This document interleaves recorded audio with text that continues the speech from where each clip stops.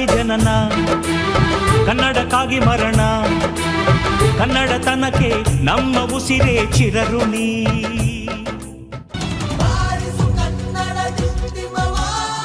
ಎಲ್ಲರಿಗೂ ನಮಸ್ಕಾರ. ಥಟ್ ಅಂತ ಹೇಳಿ ಕ್ವಿಜ್ ಕಾರ್ಯಕ್ರಮಕ್ಕೆ ತಮಗೆಲ್ಲ ಸ್ವಾಗತ. ನನ್ನ ಹೆಸರು ಶ್ವೇತಾ ಅಂತ ಹೇಳಿ ACT ವರ್ಕ್ ಮಾಡ್ತಾ ಇದ್ದೀನಿ ಸರ್. ಒಂದು ಸರಳವಾದ ಪ್ರಶ್ನೆ ಕೇಳ್ತೇನೆ. ನಾಕಾಬಂದಿ ಅಂತ ಪತ್ರಿಕೆಗಳಲ್ಲಿ ಓದ್ತೇವೆ.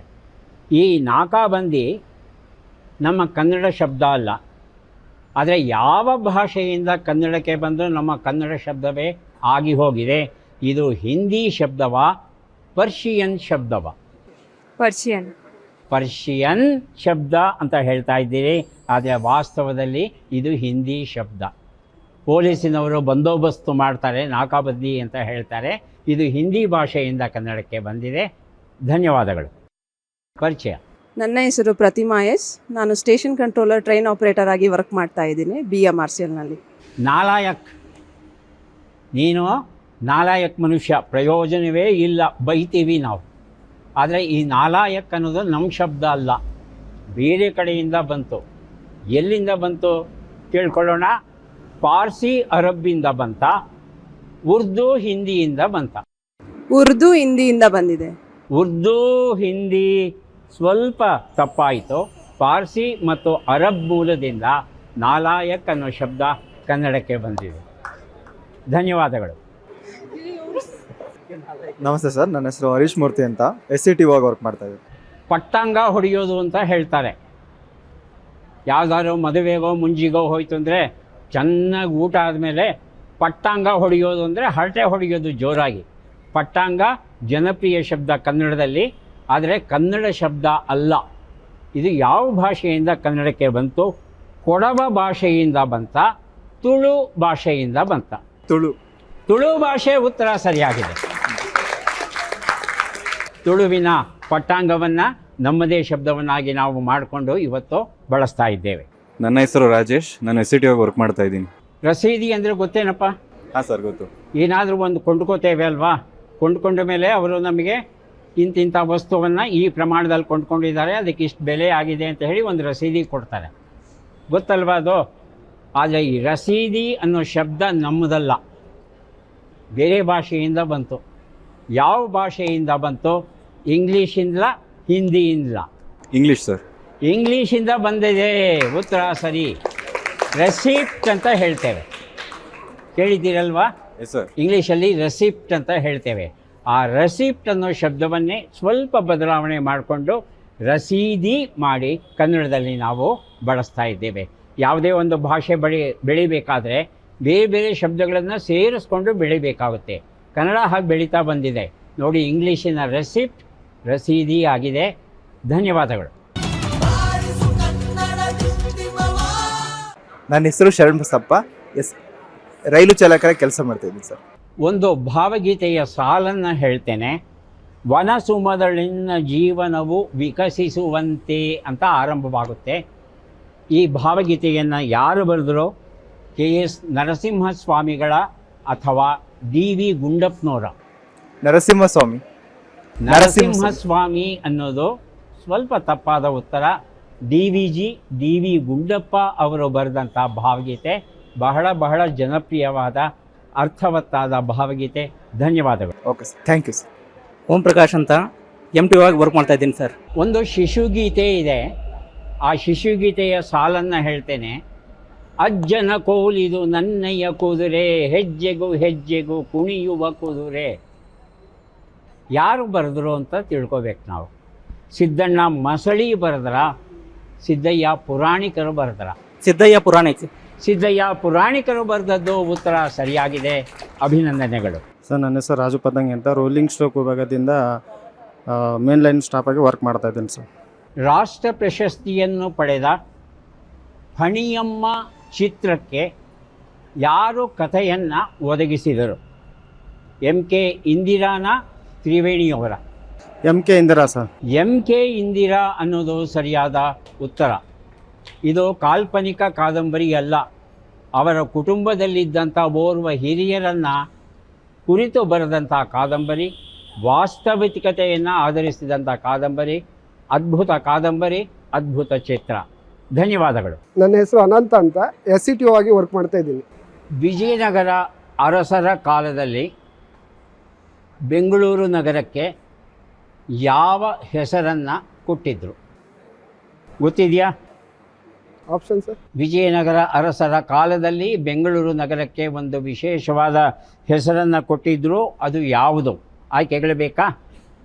ಮಾಮಲ್ಲಪುರ, ಕಲ್ಯಾಣಪುರ. ಮಾಮಲ್ಲಪುರ, ಕಲ್ಯಾಣಪುರ ಅಥವಾ ಕಲ್ಯಾಣ ನಗರಿ? ಕಲ್ಯಾಣಪುರ. ಕಲ್ಯಾಣಪುರ ಅಥವಾ ಕಲ್ಯಾಣ ನಗರಿ ಅಂತ ಏನಿದೆ ಅದು ಸರಿಯಾದ ಹೆಸರು. ವಿಜಯನಗರದ ಹೆಸರು ಬೆಂಗಳೂರಿಗೆ ಈ ಹೆಸರನ್ನು ಕೊಟ್ಟರಂತೆ. ಧನ್ಯವಾದಗಳು. ನನ್ನ ಹೆಸರು ನವೀನ್ ಕುಮಾರ್ HS ಅಂತ, SCTO ಆಗಿ ವರ್ಕ್ ಮಾಡ್ತೀನಿ. ಬ್ರಿಟಿಷರಿಗೆ ನಾಲ್ಗೆ ಹೊರಳಲ್ಲಪ್ಪ. ಹಾಗಾಗಿ ನಮ್ಮ ಊರ ಹೆಸರುಗಳನ್ನೆಲ್ಲ ಅವರು ಬಹಳ ವಿಚಿತ್ರವಾಗಿ ಉಚ್ಚಾರ ಮಾಡಲಿಕ್ಕೆ ಪ್ರಯತ್ನ ಪಡ್ತಾರೆ. ಬೆಂಗಳೂರು ಅಂತ ಹೇಳಕ್ಕೆ ಬರಲ್ಲ, ಬ್ಯಾಂಗಲೂರು ಅಂತ ಕರೀತಾಯಿದ್ರು. ಹಾಗಾಗಿ ಅಂತಾರಾಷ್ಟ್ರೀಯ ಮಟ್ಟದಲ್ಲಿ ನಮ್ಮ ಊರನ್ನು ಬ್ಯಾಂಗಲೂರು ಅಂತ ಕರೀತಾಯಿದ್ರು. ಕೊನೆಗೆ ಅದು ಬ್ಯಾಂಗಲೂರಲ್ಲ, ಬೆಂಗಳೂರು ಆಗಬೇಕು ಅಂತ ಹೇಳಿ ನಮ್ಮ ಸರ್ಕಾರ ತೀರ್ಮಾನ ತಗೊಂಡು ಅಧಿಕೃತವಾಗಿ ಯಾವ ವರ್ಷದಲ್ಲಿ ಬೆಂಗಳೂರು ಅನ್ನೋ ಹೆಸರನ್ನು ಜಾರಿಗೆ ತಂತು. ಇದು 2006ರಲ್ಲ, 2014ರಲ್ಲ. 2014. 2014 ಅನ್ನೋದು ಸರಿಯಾದ ಉತ್ತರ. Thank you sir. 2006ರಲ್ಲಿ ಒಂದು ತೀರ್ಮಾನ ತಗೋತೇವೆ. ಬೆಂಗಳೂರನ್ನು ಒಳಗೊಂಡಂತೆ ಕರ್ನಾಟಕದಲ್ಲಿ ಇರ್ತಕ್ಕಂಥ 11 ಊರುಗಳ ಹೆಸರನ್ನು ಹೊಸದಾಗಿ ನಾಮಕರಣ ಮಾಡಬೇಕು ಅಂತ ತೀರ್ಮಾನ ತಗೊಂಡು ಅದನ್ನು 2014ರಲ್ಲಿ ಕಾರ್ಯರೂಪಕ್ಕೆ ತರ್ತೇವೆ. ಪರಿಚಯ ಮಾಡಿಕೊಳ್ಳಿ. ನನ್ನ ಹೆಸರು ನಾಗೇಂದ್ರ, ಚಿಕ್ಕಮಗಳೂರು ಜಿಲ್ಲೆಯ ಶೃಂಗೇರಿ ತಾಲೂಕಿನಿಂದ ಬಂದಿದ್ದೇನೆ. ನಾನು ಟ್ರೈನ್ ಆಪರೇಟರ್ ಆಗಿ ಕೆಲಸವನ್ನು ನಿರ್ವಹಿಸ್ತಾ ಇದ್ದೇನೆ. ಬೆಂಗಳೂರಲ್ಲಿ ದೊರೆತಂಥ ಅತ್ಯಂತ ಹಳೆಯ ಶಿಲಾಶಾಸನ ಯಾವುದು? ಬೆಂಗಳೂರಲ್ಲಿ ದೊರೆತಂಥ ಅತ್ಯಂತ ಹಳೆಯ ಶಿಲಾಶಾಸನ ಯಾವುದು ಅಂತ ತಿಳ್ಕೋಬೇಕಾಗಿದೆ. ಆಯ್ಕೆಗಳನ್ನು ಕೊಡ್ತಾ ಇದ್ದೇನೆ. ಬೇಗೂರು ಶಾಸನ, ಹೆಬ್ಬಾಳ ಕಿತ್ತಯ್ಯ ಶಾಸನ. ಬೇಗೂರು ಶಾಸನ. ಬೇಗೂರು ಶಾಸನ ತಪ್ಪು ಉತ್ತರ. ಹೆಬ್ಬಾಳ ಕಿತ್ತಯ್ಯ ಶಾಸನ ಸರಿಯಾದ ಉತ್ತರ. ಬೇಗೂರು ಶಾಸನ ನಮಗೆಲ್ಲ ಗೊತ್ತಿರೋ ಹಾಗೆ ಇದು ಹೆಚ್ಚು ಕಡಿಮೆ 980ರ ಕಾಲದ್ದು. ಆದರೆ ಹೆಬ್ಬಾಳ ಶಾಸನ ಕ್ರಿಸ್ತಶಕ 750ರ ಕಾಲಕ್ಕೆ ಸೇರಿದ್ದು. ಕಿತ್ತಯ್ಯ ಅಂತಕ್ಕಂಥ ಓರ್ವ ವೀರ ರಾಷ್ಟ್ರಕೂಟರ ವಿರುದ್ಧ ಹೋರಾಡಿ ಜೀವವನ್ನು ಬಿಡ್ತಾನೆ. ಆ ಶಾಸನ ಈಗ ಸಿಕ್ಕಿದೆ. ಹೆಬ್ಬಾಳದಲ್ಲಿ ಅದನ್ನು ನಾವು ಇವತ್ತಿಗೂ ನೋಡಬಹುದು. ಧನ್ಯವಾದಗಳು. ಸರ್, MV ಧನಂಜಯಗೌಡ ಅಂತ, ಸ್ಟೇಷನ್ ಕಂಟ್ರೋಲರ್ ಆಗಿ ವರ್ಕ್ ಮಾಡ್ತಾ ಇದ್ದೀನಿ ನಾನು. ಬೆಂಗಳೂರಿನಲ್ಲಿ ಜನವಸತಿ ಸುಮಾರು ಎಷ್ಟು ವರ್ಷಗಳಿಂದ ಇತ್ತು ಅನ್ನೋದನ್ನು ತಿಳ್ಕೋಬೇಕಾಗಿದೆ. ಅದು 4 ಲಕ್ಷ ವರ್ಷಗಳಿಂದಲ 1 ಲಕ್ಷ ವರ್ಷದಿಂದಲ ತಿಳ್ಕೋಬೇಕು. 4 ಲಕ್ಷ ವರ್ಷ. 4 ಲಕ್ಷ ಅನ್ನೋದು ಸರಿಯಾದ ಉತ್ತರ. ರವಿಕುಮಾರ್, ಟ್ರಾಕ್ಷನ್. ಕ್ರಿಸ್ತಪೂರ್ವ 27, ಕ್ರಿಸ್ತ ಶಕ ಅಲ್ಲ, ಕ್ರಿಸ್ತಪೂರ್ವ 27ರಲ್ಲಿ ನಮ್ಮ ಬೆಂಗಳೂರು ನಗರ ವಾಣಿಜ್ಯ ಕೇಂದ್ರವಾಗಿತ್ತು. ವಾಣಿಜ್ಯ ಕೇಂದ್ರ ಅಂದರೆ ಬೇರೆ ಬೇರೆ ದೇಶಗಳಿಂದ ಜನ ಬಂದು ಇಲ್ಲಿಗೆ ವ್ಯಾಪಾರ ಮಾಡ್ತಾ ಇದ್ರಂತೆ. 27ರಲ್ಲಿ ನಮ್ಮ ಬೆಂಗಳೂರಿನ ವ್ಯಾಪಾರಿಗಳು ಯಾವ ದೇಶದ ಜನರ ಜೊತೆ ವ್ಯಾಪಾರ ಮಾಡ್ತಾ ಇದ್ದರು ಅಂತ ತಿಳ್ಕೋಬೇಕು. ರೋಮನ್ ಜನರ ಜೊತೆಯಲ್ಲ, ಈಜಿಪ್ಟ್ ಜನರ ಜೊತೆಯಲ್ಲ. ರೋಮನ್, ಈಜಿಪ್ಟ್ ಸ್ವಲ್ಪ ತಪ್ಪು ಉತ್ತರ ಆಯಿತು. ರೋಮನ್ ಜನರ ಜೊತೆಯಲ್ಲಿ ವ್ಯಾಪಾರ ವಹಿವಾಟು ಮಾಡ್ತಾಯಿದ್ರು.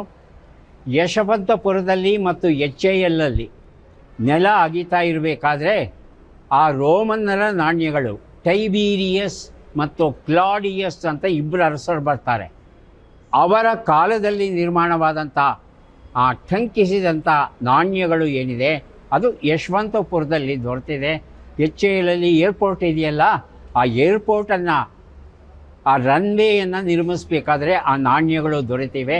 ಹಾಗಾಗಿ ಕ್ರಿಸ್ತಪೂರ್ವ 27ರಲ್ಲೇ ಬೆಂಗಳೂರಲ್ಲಿ ವ್ಯಾಪಾರ ನಡೀತಾ ಇತ್ತು ಅಂತ ನಾವು ತಿಳ್ಕೋಬಹುದು. ಧನ್ಯವಾದಗಳು. ನಮಸ್ತೆ ಸರ್, ನನ್ನ ಹೆಸರು ವಿನಾಯಕ ಇಲ್ಲ ಅಂತ.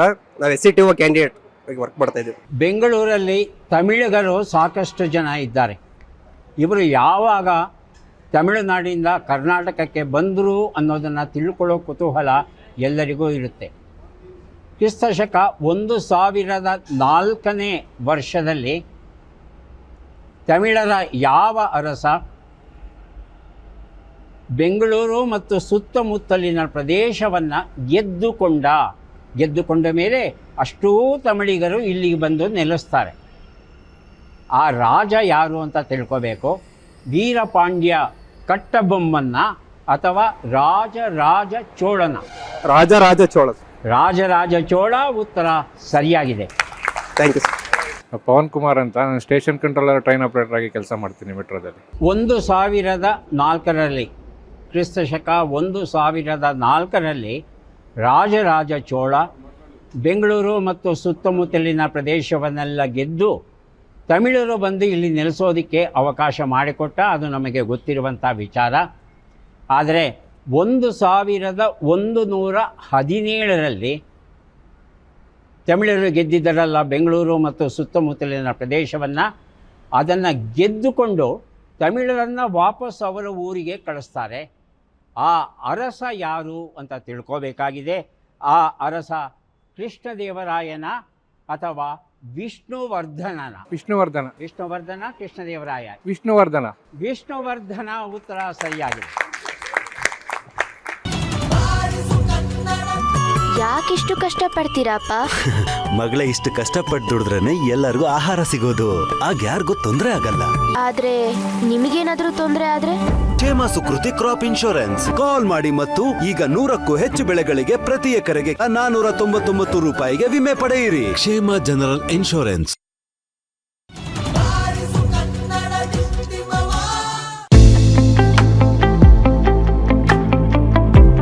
ಇನ್ನೂ ಹೆಚ್ಚೆಚ್ಚು ತಾಣಗಳನ್ನು ತಲುಪುವ, ಬೆಂಗಳೂರಿಗರ ಓಡಾಟವನ್ನು ಸುಗಮಗೊಳಿಸುವ ಬೃಹತ್ ದೂರಾಲೋಚನೆಗಳನ್ನು ಮೆಟ್ರೋ ಆಡಳಿತ ನಿರಂತರವಾಗಿ ಆಯೋಜಿಸಿ ಜಾರಿಗೆ ತರುತ್ತಲಿದೆ. ರೀಸೆಂಟ್ಲಿ ನಾವು 3 ಕಿಲೋಮೀಟ್ರ್ ಉದ್ದ ಕಮಿಷನ್ ಮಾಡಿದ್ವಿ. ಇದೇ ವಾರದಲ್ಲೇ ಕಮಿಷನ್ ಮಾಡಿದ್ವಿ, ನವಂಬರ್ ತಿಂಗಳಲ್ಲೇ. ಮತ್ತು ಇನ್ನು ಮುಂದೆ ಹಾಕ್ಕೊಂಡ ಪ್ರೋಗ್ರಾಮ್ ಪ್ರಕಾರ ನಾವು ಇನ್ನು RV road to Bommasandra electronic city line ಏನಿದೆ ಅದು ಇಷ್ಟರಲ್ಲೇ ಸಿವಿಲ್ ವರ್ಕ್ಸ್ ಎಲ್ಲ ಆಗೋಗಿದೆ. ಮತ್ತು ಮುಂದೆ ಟ್ರೈನ್ಗಳು ಬರ್ತಾಯಿದೆ. ಒಂದು ಟ್ರೈನ್ ಬಂದಿದೆ, ಉಳಿದ ಟ್ರೈನ್ಗಳು ಬರ್ತಾಯಿದೆ. ಬಂದ ತಕ್ಷಣ ಟೆಸ್ಟಿಂಗ್ ಆಗಿ ಕೆಲಸಗಳು ಶುರು ಮಾಡಿ ಇಷ್ಟರಲ್ಲೇ ನೆಕ್ಸ್ಟ್ ಪ್ರೋಗ್ರಾಮ್ ಏನಿದೆ ಸುಮಾರು 21 ಕಿಲೋಮೀಟ್ರದ್ದು ಉದ್ದ ಇರೋ RV ರೋಡ್ ಟು ಬೊಮ್ಮಸಂದ್ರ ಶುರು ಆಗುತ್ತೆ. ಮತ್ತು ಅದಾದಮೇಲಿಂದ ಇನ್ನೊಂದು IIM ಕಡೆ ಒಂದು ಲೈನ್ ಇದೆ, ಅದು ಡೈರಿ ಸರ್ಕಲಿಂದ ಗೊಟ್ಟಿಗೆವರೆಗೂ ಹೋಗುತ್ತೆ. ಅದು ಕೂಡ ನೆಕ್ಸ್ಟ್ ತಯಾರಾಗ್ತಾಯಿದೆ. ಹಾಗೆ ಏರ್ಪೋರ್ಟಿಗೆ ಹೋಗಬೇಕು, ಏರ್ಪೋರ್ಟ್ ಕೂಡ ಕನೆಕ್ಷನ್ ಬರ್ತಾಯಿದೆ, ಅದಕ್ಕೂ ಕೆಲಸಗಳು ನಡೀತಾ ಇದೆ. ಮುಂದಿನ ವರ್ಷಗಳಲ್ಲಿ ಸುಮಾರು 2026 ಆಗ್ಬೋದು ಏರ್ಪೋರ್ಟ್ ಕನೆಕ್ಷನ್ ಬರೋ ಸಾಧ್ಯತೆಗಳಿದೆ. ನಿಮ್ಮಲ್ಲಿ ಏನಪ್ಪ ಕೇಳ್ಕೊಳ್ಳೋದು ಅಂದರೆ, ನಮ್ಮ ಮೆಟ್ರೋ ವ್ಯವಸ್ಥೆಯನ್ನು ಸಾಕಷ್ಟು ಯೂಸ್ ಮಾಡಿ, ನಮಗೆ ಎಂಕರೇಜ್ ಮಾಡಿ, ನಾವು ನಿಮಗೆ ಸಾಕಷ್ಟು ಸೇವೆಗಳು ಒದಗಿಸ್ತೀವಿ. ಇನ್ನು ಮುಂದೆ ಇಂದು 96ಕ್ಕೆ ಒಂದು ಸುಮಾರು 75 ಕಿಲೋಮೀಟ್ರ್ ಓಡ್ತಾ ಇದೆ. ಇದು ಇನ್ನೂ ತುಂಬ ಬೆಳೆಯುತ್ತೆ. ಇವತ್ತು ಮೆಟ್ರೋ ನಮ್ಮ ಕೈಯಲ್ಲಿಲ್ಲ, ಎಲ್ಲ ನಿಮ್ಮ ಕೈಯಲ್ಲೇ ಇರೋದು. ಸೊ ಹಾಗಾಗಿ ಇದನ್ನು ನಿಮ್ಮ ಪ್ರೋತ್ಸಾಹ ನಮಗೆ ಯಾವಾಗಲೂ ಬೇಕೇ ಬೇಕು. ಕಸ್ಟಮರ್ ಕೇರ್ ಅಂತ ಒಂದು ಹಾಕಿರೋದ್ರಿಂದ ಕಸ್ಟಮರ್ಗೆ ಯಾವುದೇ ಥರದ ಪ್ರಾಬ್ಲಮ್ಸ್ ಇದ್ರೂ ಕಸ್ಟಮರ್ ಕೇರ್ ಅಂತ ಒಂದು ಓಪನ್ ಮಾಡಿದ್ದೀವಿ. ಅಲ್ಲಿ ಅವರ ಪ್ರಾಬ್ಲಮ್ಸ್ ಇದ್ದರೆ ಬರ್ತಾರೆ ಅಂತ ನಾವು ಅಂದ್ಕೊಂಡ್ಬಿಟ್ಟು ಇದು ಸ್ಪೆಸಿಫಿಕ್ಕಾಗಿ ಫಸ್ಟ್ ಏಡ್ಗಂತಲೇ ನಾವು ಹಾಕಿಲ್ಲ. ಮತ್ತು ಟ್ರೈನಲ್ಲಿ ತಮಗೆ ಒಂದು ಗುಡ್ ಪ್ರಾಕ್ಟೀಸಸ್ ಬಗ್ಗೆ ಒಂದಿಷ್ಟು ವೀಡಿಯೋಸ್ ಕೂಡ ನಮ್ಮ ಹುಡುಗರು ಹಾಕಿದ್ದಾರೆ. ಆಮೇಲೆ ನಮ್ಮಲ್ಲಿ ಒಂದೇ ಒಂದು ನಿಮ್ಮಲ್ಲಿ ಕಳಕಳಿಯಿಂದ ಕೇಳ್ಕೊಳ್ಳೋದೇನೆಂದರೆ, ಹಿರಿಯ ಪ್ರಯಾಣಿಕರು ಎಸ್ಕಲೇಟ್ರ್ ಮಧ್ಯೆ ಅವರು ಸರಿಯಾಗಿ ಹಿಡಿದುಕೊಳ್ಳದೆ ಅವಾಗವಾಗ ಬೀಳುವಂಥ ನಮಗೆ ನೋಟಿಸ್ ಆಗಿ ತುಂಬ ಬೇಜಾರಾಗ್ತಾಯಿದೆ. ಅವ್ರಿಗೆ ಏನಪ್ಪ ಒಂದು ರಿಕ್ವೆಸ್ಟ್ ಅಂದರೆ, ಅವರು ಲಿಫ್ಟನ್ನು ಯೂಸ್ ಮಾಡಬೇಕು. ಹಿರಿಯ ಪ್ರಯಾಣಿಕರು ಅವರಿಗೆ ಗೊತ್ತಿರಲ್ಲ ಪಾಪ. ಸೊ ಅವರು ಸಾಕಷ್ಟು ಲಿಫ್ಟನ್ನು ಯೂಸ್ ಮಾಡಿದರೆ ಅವರು ಸುರಕ್ಷಿತವಾಗಿ ಹೋಗ್ಬೋದು, ನಮಗೂ ಸಂತೋಷವಾಗಿರ್ತದೆ.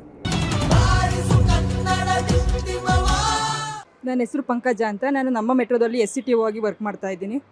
ಹೊಯ್ಸಳರ ಕಾಲದಲ್ಲಿ ನಮ್ಮ ಬೆಂಗಳೂರು ನಗರ ಒಂದು ಹಳ್ಳಿಯಾಗಿತ್ತು. ಆಗ ಮುಮ್ಮಡಿ ವೀರಬಲ್ಲಾಳ, ಹೊಯ್ಸಳರ ಅರಸ ಮುಮ್ಮಡಿ ವೀರಬಲ್ಲಾಳ ಹಳ್ಳಿಯಾಗಿದ್ದಂಥ ಬೆಂಗಳೂರಿಗೆ ಒಂದು ನಗರ ಸ್ಥಾನವನ್ನು ಕೊಡ್ತಾನೆ. ಜೊತೆಗೆ ಬೆಂಗಳೂರಿಗೆ ಹತ್ತಿರದಲ್ಲೇ ಇರತಕ್ಕಂಥ ಒಂದು ಸ್ಥಳವನ್ನು ಕೇಂದ್ರವನ್ನಾಗಿ ಮಾಡ್ತಾನೆ. ಆ ಸ್ಥಳ ಯಾವುದು ಅಂತ ತಿಳ್ಕೋಬೇಕಾಗಿದೆ. ಅದು ಹೂಡಿ ಅನ್ನೋ ಸ್ಥಳವ ಅಥವಾ ಬಿಡದಿ ಅನ್ನೋ ಸ್ಥಳವ? ಹೂಡಿ, ಬಿಡದಿ? ಬಿಡದಿ. ಬಿಡದಿ ತಪ್ಪು ಉತ್ತರ ಆಯಿತು. ಹೂಡಿ ಅನ್ನೋದು ಸರಿಯಾದ ಉತ್ತರ ಆಗಿತ್ತು. ಇದು ಮೆಜೆಸ್ಟಿಕ್ಕಿಂದ ಸುಮಾರು 20 ಕಿಲೋಮೀಟರ್ ದೂರದಲ್ಲಿದೆ ಹೂಡಿ ಅನ್ನೋ ಸ್ಥಳ. ಹಾಗೆಯೇ ಇಂಟರ್ನ್ಯಾಷನಲ್ ಟೆಕ್ ಪಾರ್ಕ್ ಅಂತ ನಾವೇನು ಕರಿತೇವೆ, ಅಲ್ಲಿಂದ 2 ಕಿಲೋಮೀಟರ್ ದೂರದಲ್ಲಿದೆ. ಇವತ್ತು ನಿಜಕ್ಕೂ ಎಲ್ಲ ರೀತಿಯಿಂದಲೂ ಅಭಿವೃದ್ಧಿ ಹೊಂದಿದಂಥ ಸ್ಥಳ ಹೂಡಿ. ಧನ್ಯವಾದಗಳು. ನನ್ನ ಹೆಸರು ದಿವ್ಯಾಮಣಿ. ಬೆಂಗಳೂರು ಮೆಟ್ರೋ ಅಲ್ಲಿ ರೈಲು ಚಾಲಕಿಯಾಗಿ ಕೆಲಸ ನಿರ್ವಹಿಸುತ್ತಿದ್ದೇನೆ. ಬೆಂಗಳೂರು ಹತ್ತಿರದಲ್ಲಿ ಅರ್ಕಾವತಿ ನದಿ ಹರಿಯುತ್ತೆ. ಈ ಅರ್ಕಾವತಿ ನದಿಗೆ ಮೊದಲ ಬಾರಿಗೆ ಅಣೆಕಟ್ಟನ್ನು ಕಟ್ಟಿ ಸುತ್ತಮುತ್ತಲ ಜನಕ್ಕೆ ಕುಡಿಯೋದಕ್ಕೆ ನೀರು, ಬೇಸಾಯಕ್ಕೆ ನೀರನ್ನು ಒದಗಿಸಿದಂಥ ಅರಸ ಯಾರು ಅಂತ ತಿಳ್ಕೋಬೇಕಾಗಿದೆ. ಆತ ಅಚ್ಯುತರಾಯನ, ಕೃಷ್ಣದೇವರಾಯನ? ಅಚ್ಯುತದೇವರಾಯ. ಅಚ್ಯುತರಾಯ ಅನ್ನೋದು ಸರಿಯಾದ ಉತ್ತರ. ನನ್ನ ಹೆಸರು ಧನಂಜಯ್ HR, ಮೂಲತಃ ತಿಪ್ಟೂರು. BMRCLಲ್ಲಿ ಜೂನಿಯರ್ ಇಂಜಿನಿಯರ್ ಆಗಿ ಕೆಲಸ ಮಾಡ್ತಾ ಇದ್ದೇನೆ. ಬೆಂಗಳೂರು ನಗರ ದಿನೇ ದಿನೇ ಬೆಳೀತಾ ಇತ್ತು, ಜನ ಹೆಚ್ಚಾಗ್ತಾ ಇದ್ದರು. ಕುಡಿಯುವ ನೀರನ್ನು ಪೂರೈಸೋದು ಬಹಳ ಕಷ್ಟ ಆಯಿತು. ಆಗ ಅರ್ಕಾವತಿ ನದಿಗೆ ಏನೋ ಒಂದು ಪುಟ್ಟ ಅಣೆಕಟ್ಟಿತ್ತು, ಅದರ ಬದಲು ಒಂದು ಬೃಹತ್ತಾದ ಅಣೆಕಟ್ಟನ್ನು ಕಟ್ಟಿ ನೀರನ್ನು ಪೂರೈಸಬೇಕು ಅಂತ ನಿರ್ಣಯಿಸ್ತಾರೆ. ಯಾರು ಈ ತೀರ್ಮಾನವನ್ನು ತಗೋತಾರೆ ಅಂತ ತಿಳ್ಕೋಬೇಕು. ದಿವಾನ್ ಪೂರ್ಣಯ್ಯ ತಗೋತಾರಾ ಅಥವಾ ದಿವಾನ್ ಶೇಷಾದ್ರಿ ಅಯ್ಯರ್ ಅವರು ತಗೋತಾರಾ? ದಿವಾನ್ ಶೇಷಾದ್ರಿ ಅಯ್ಯರ್. ದಿವಾನ್ ಶೇಷಾದ್ರಿ ಅಯ್ಯರ್ ಅವರು. ದಿವಾನ್ ಕೆ ಶೇಷಾದ್ರಿ ಅಯ್ಯರ್ ಉತ್ತರ ಸರಿಯಾಗಿದೆ. ಶೇಷಾದ್ರಿ ಅಯ್ಯರ್ ಅವರು ಅರ್ಕಾವತಿಗೆ ಅಣೆಕಟ್ಟನ್ನು ಕಟ್ಟಿ ನೀರನ್ನು ನಿಲ್ಲಿಸಿ 3 ವರ್ಷಕ್ಕೆ ಸಾಕಾಗುವಷ್ಟು ನೀರು ನಿಲ್ಲುತ್ತಂತೆ. ಅಲ್ಲಿ 3 ವರ್ಷಕ್ಕೆ ಅಷ್ಟು ದೊಡ್ಡ ಅಣೆಕಟ್ಟನ್ನು ಕಟ್ತಾರೆ. ಆ ನೀರನ್ನು ನೇರವಾಗಿ ತಂದು ಮಲ್ಲೇಶ್ವರಕ್ಕೆ ತರ್ತಾರೆ. ಅಲ್ಲಿ ಒಂದು ದೊಡ್ಡ ಕಣಿವೆ, ಆ ಕಣಿವೆಗೆ ಒಂದು ಕಲ್ಲಿನ ಕಟ್ಟಡ ಕಟ್ಟಿ ನೀರು ನಿಲ್ಲುವ ಹಾಗೆ ಮಾಡ್ತಾರೆ. ಅಲ್ಲೊಂದು ಪಂಪ್ ಸ್ಟೇಷನ್ ಇಟ್ಟು ಆ ಪಂಪ್ ಸ್ಟೇಷನ್ ಮೂಲಕ ಕುಡಿಯುವ ನೀರನ್ನು ಬೆಂಗಳೂರು ನಗರಕ್ಕೆ ಪೂರೈಸ್ತಾರೆ. ಸರ್ ಕೆ ಶೇಷಾದ್ರಿ ಅಯ್ಯರ್ ಅವರು. ಉತ್ತರ ಸರಿಯಾಗಿದೆ. ಧನ್ಯವಾದಗಳು.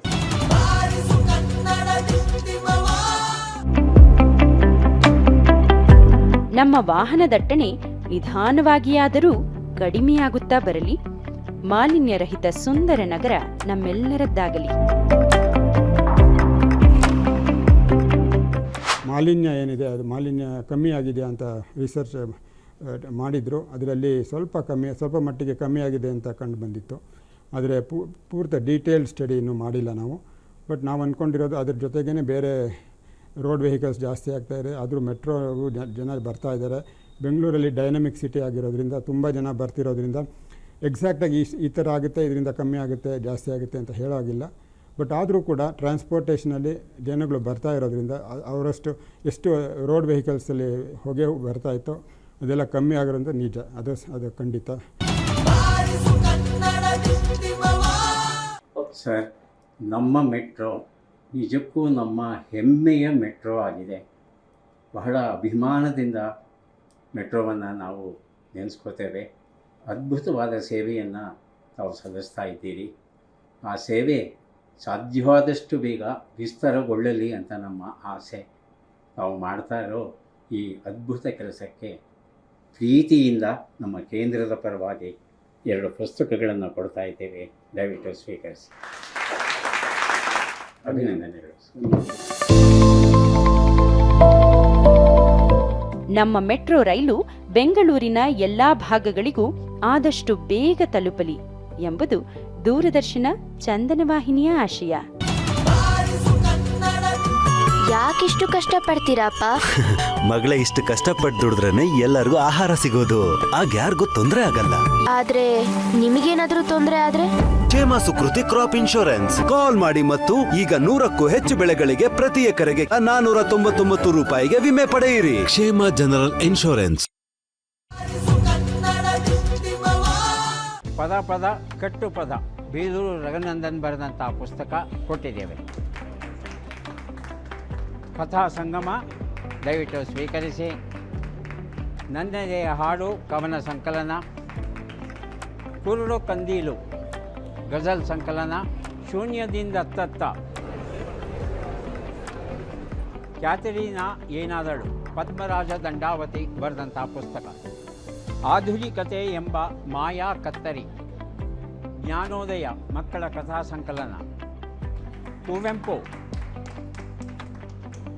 ಧರ್ಮಸ್ಥಳದ ಜೀವಸೆಲೆ ಹೇಮಾವತಿ, ಸಾಧನೆಗೆ ಸಾಧನ ಎಂಡುಮೂರಿ ವೀರೇಂದ್ರನಾಥ್ ಬರೆದಿರುವಂಥದ್ದು, ಕಾಣುವಂತೆ ಕಾಣದಂತೆ ಡಾರ್ಕ್ ವೆಬ್ ರಾಜಾವಾರ್ಡ್, ಅಗ್ನಿದಿವ್ಯ, ಕೋಮರ ಪಂಥ, ಸಿರಿವಂತಿಕೆಗೆ ಸರಳ ಸೂತ್ರಗಳು, ಭರತಖಂಡದ ಪುಣ್ಯ ನದಿ ತೀರ್ಥಗಳು, ಕಿಲೀಗ್, ಆವಿಷ್ಕಾರದ ಆವಾಂತರ, ನಿಮ್ಮ ಕೈಗಳಲ್ಲಿ ಆರೋಗ್ಯ, ಜೀವಗೀತ, ಮಲೆನಾಡಿನ ಮಳೆಗಾಲದ ಅತಿಥಿಗಳು, ತೆರೆದ ಬದುಕಿನ ಪುಟಗಳು, ಶೂನ್ಯದಿಂದ ತತ್ತ, ಮಲೇರಿಯಾ ಎಂಬ ವ್ಯಾಧಿ, ರಸತತ್ವ, ನಿತ್ಯ ವಿಜ್ಞಾನದ 108 ಪ್ರಶ್ನೆಗಳು, ಇಂತಿ ನಿನ್ನವಳೇ ಆದ, ನನ್ನೆದೆಯ ಹಾಡು, ಕುರುಡು ಕಂದೀಲು, 50 ಬದುಕು ಬದಲಿಸುವ ಕಥೆಗಳು, ಈ ತಪ್ಪು ನೀವು ಮಾಡಬೇಡಿ, ಕಿಲೀಗ್, ಖುಷಿ ಪಡಲು ಕಾರಣ, ಕಾಮನ ಬಿಲ್ಲು ಬಣ್ಣ ಬೇಡುತ್ತಿದೆ, ಲೈಫ್ ಈಸ್ ಜಿಂಗಾಲಾಲ ವಸಂತ್ ಗಿಳಿಯಾರ್ ಬರೆದಂಥ ಪುಸ್ತಕ, ಕುದ್ಮಲ್ ರಂಗರಾವ್, ವಿದುರ, ಬ್ರ್ಯಾಂಡ್ ಬಿಲ್ಡರ್ಸ್, ಷೇರು ಮಾರುಕಟ್ಟೆ, ಡುಮಿಂಗಾ, ಪ್ಯೂಪಾ ಕವಿತೆಗಳು,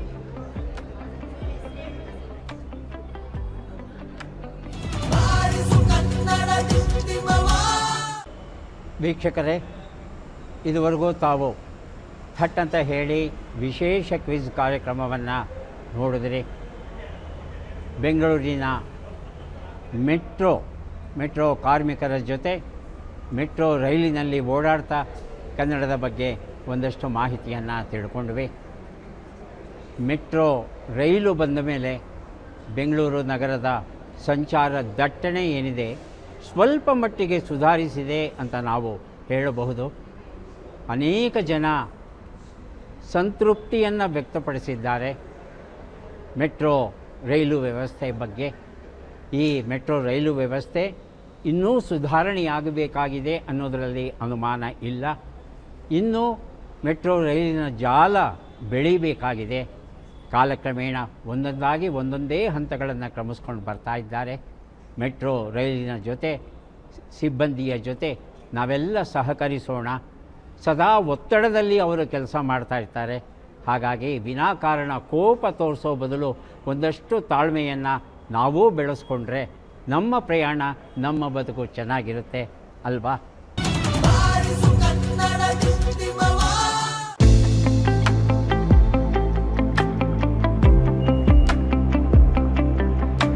ವೀಕ್ಷಕರೇ, ಈಗಷ್ಟೇ ತಾವು ನೋಡ್ತಾ ಇದ್ದೀರಿ, ಮೆಟ್ರೋ ರೈಲು ನಿಲ್ದಾಣದಿಂದ ಹೊರಗಡೆ ಬಂದಿದ್ದೇನೆ. ಕರ್ನಾಟಕ ರಾಜ್ಯೋತ್ಸವ ಸಂದರ್ಭಕ್ಕೆ ವಿಶೇಷವಾದ ಥಟ್ ಅಂತ ಹೇಳಿ ಕ್ವಿಜ್ ಕಾರ್ಯಕ್ರಮವನ್ನು ನಮ್ಮ ಬೆಂಗಳೂರಿನ ಮೆಟ್ರೋ ರೈಲಲ್ಲಿ ನಾವು ನಡೆಸಿದ್ವಿ. ಮೆಟ್ರೋ ರೈಲು ಹೇಗೆ ಕೆಲಸ ಮಾಡುತ್ತೆ, ಯಾವ ರೀತಿಯ ಸೂಕ್ಷ್ಮ ರೀತಿಯ ಕೆಲಸಗಳನ್ನು ಅವರು ನಿರ್ವಹಿಸ್ತಾ ಇದ್ದಾರೆ ಅವೆಲ್ಲ ತಿಳ್ಕೊಂಡ್ವಿ. ಹಾಗೆಯೇ ಮೆಟ್ರೋ ರೈಲಲ್ಲಿ ಪ್ರಯಾಣ ಮಾಡ್ತಾ ನಮ್ಮ ಮೆಟ್ರೋ ಪ್ರಯಾಣಿಕರ ಜೊತೆ ಒಂದಷ್ಟು ಪ್ರಶ್ನೆಗಳನ್ನು ಕೇಳ್ತಾ ಉತ್ತರಗಳನ್ನು ಪಡ್ಕೋತಾ ಪುಸ್ತಕವನ್ನು ಕೊಡ್ತಾ ಇಲ್ಲಿಯವರೆಗೆ ಬಂದಿದ್ದೀವಿ. ಕಾರ್ಯಕ್ರಮ ನಿಮಗೆ ಇಷ್ಟವಾಯಿತು ಅಂತ ಭಾವಿಸ್ತೇವೆ. ಈ ಕಾರ್ಯಕ್ರಮ ಇದೇ ರೀತಿಯ ಕಾರ್ಯಕ್ರಮ ಇನ್ನಷ್ಟು ಮಾಡುವ ಆಸೆ ನಮ್ಮದು. ಕಾಲಾಯ ತಸ್ಮೈ ನಮಃ. ಸಾಧ್ಯವಾದರೆ ಮುಂದೆ ಮತ್ತಷ್ಟು ಕಾರ್ಯಕ್ರಮವನ್ನು ಮೆಟ್ರೋದಲ್ಲಿ ಮಾಡೋಣ. ಮತ್ತೆ ಭೇಟಿಯಾಗೋಣ. ನಮಸ್ಕಾರ.